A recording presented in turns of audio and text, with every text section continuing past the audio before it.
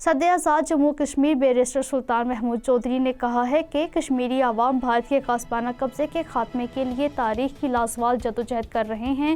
بھارت کشمیری عوام کو اپنی ہی زمینوں سے بے دخل اور جائیداد و املاک سے محروم کر رہا ہے تاکہ اسرائیلی طرز پر یہاں ہندوؤں کو آباد کر کے مسلم اکثریت کو اقلیت میں تبدیل کیا جائے۔ ہمیں تحریک آزادی کا بیانیہ بہتر انداز میں پوری دنیا کے سامنے پیش کرنا چاہیے۔ صدر آزاد جموں کشمیر نے ان خیالات کا اظہار مقبوضہ جموں کشمیر کے صحافیوں کی تنظیم اوکچا کے وفد کے ساتھ گفتگو کرتے ہوئے کیا ہے۔ بھارت میں RSS کا ہندوتوا نظریہ بھارتی اور کشمیری مسلمانوں کے لیے سنگین خطرہ ہے۔ بھارتی ریاست بہار کے پٹنہ علاقے میں ایک مسلم نوجوان کو ہجوم تشدد میں قتل جبکہ 2 دیگر کو شدید زخمی کیا گیا۔ RSS کی حمایت یافتہ BJP حکومت ہندو بالادستی کو فروغ دے رہی ہے۔ بھارت کے علاوہ مقبوضہ جموں کشمیر میں بھی مسلمانوں کی بنیادی آزادیوں کو پامال کیا جا رہا ہے۔ مودی حکومت نے مقبوضہ جموں کشمیر وقف بورڈ کو اپنے مذموم ایجنڈے کو نافذ، اس کی اراضی اور اثاثوں کو استعمال کرنے کے لیے اپنے کنٹرول میں لے لیا۔ ہندوتوا رہنما کھلے عام مسلمانوں کے قتل عام اور ان کے خلاف ہتھیاروں کے استعمال کا مطالبہ کر رہے ہیں۔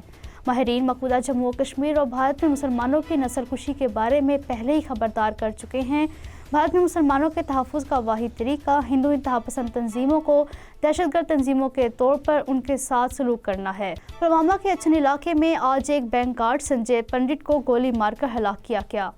بھارتی پولیس نے ضلع پونچھ کے منڈی علاقے میں ایک نوجوان محمد رفیع کو کالے قانون پبلک سیفٹی ایکٹ کے تحت گرفتار کیا ہے۔ دراصل بھارتی پولیس اور CRPF اہلکاروں نے سرحدی ضلع راجوری میں مشترکہ گشت کر کے علاقے میں خوف و ہراس پھیلایا ہے۔ پاکستانی سینٹ میں خارجہ امور کمیٹی کے سربراہ سینیٹر مشاہد حسین سید نے کہا ہے کہ ہم مسئلہ کشمیر پر کبھی سمجھوتہ نہیں کریں گے اور اپنے کشمیری بھائیوں کے ساتھ شانہ بشانہ کھڑے ہیں۔